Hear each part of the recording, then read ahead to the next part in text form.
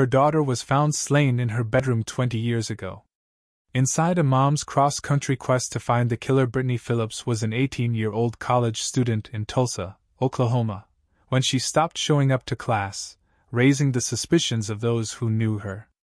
She was last seen dropping off a friend at home after 8 p.m. on September 27, 2004. 3 days later, on September 30th, officers responding to a welfare check, after a worried friend had reached out to authorities, found her strangled body in her second-floor apartment. She had been sexually assaulted.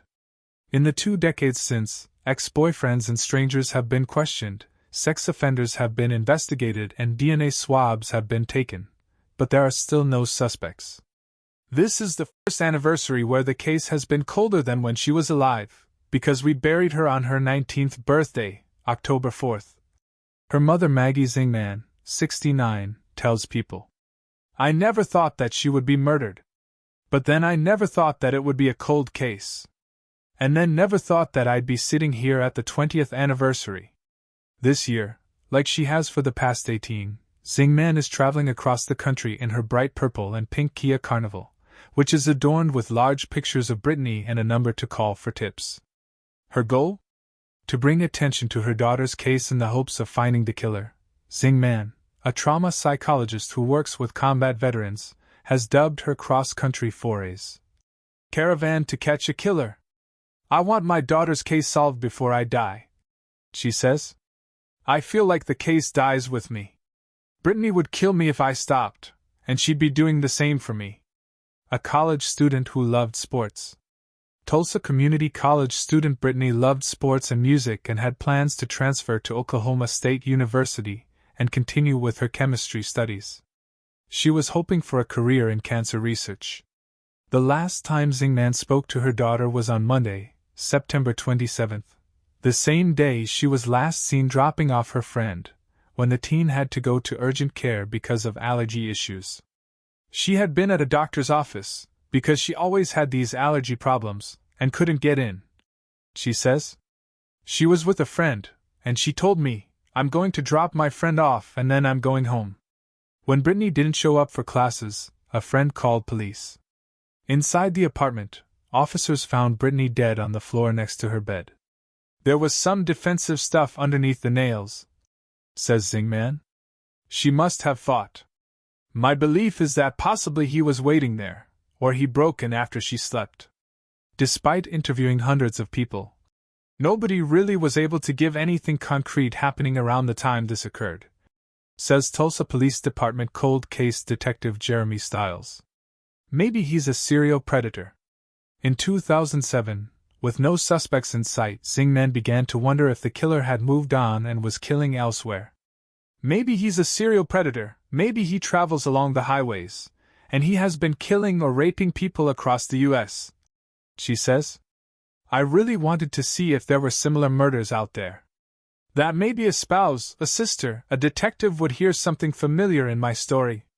I came up with this idea if I had something on the side of my car, something that people could see and automatically try to look me up and bring in tips, maybe that would be a way to get the story across the U.S., she says. Over the last 18 years, she has traveled more than 300,000 miles across 48 states, passing out flyers at rest stops, police stations, and traffic jams. She's gone through 4 vehicles, had cars break down in Oklahoma, Texas, and Wisconsin, got lost in the middle of the night in Wyoming, white-knuckled it down a Utah mountain in a severe rainstorm, and navigated icy conditions in Washington state. To pay for the trips, she's lived without heat, water, and air conditioning, struggled paycheck to paycheck, and previously gone into debt. She says she has spent approximately $120,000 in her quest for justice for Brittany. "It was worth it, especially in those early years, because I was getting 12 to 16 newspaper stories each time I went out, and I'd go out twice a year," she says. Her caravan trips have generated multiple tips. Stiles, the investigator, says, "We've definitely had people reach out and say, 'Because of Dr. Zingman, made me want to reach out to you guys, and here's what I know,' or 'Have you checked into this?' or whatever." Stiles adds, "I've yet to run across another victim's family that is as determined as Dr. Zingman, And she does an amazing job at getting the story out there and getting as many eyes and ears on it as possible.